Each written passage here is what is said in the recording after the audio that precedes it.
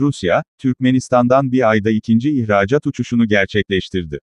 22 Ekim'de Rusya Federasyonu Büyükelçiliği, vatandaşlarının Türkmenistan'dan 24. ihracat uçuşunu düzenledi. Bu, Rus Büyükelçiliği'nin basın servisi tarafından bildirildi.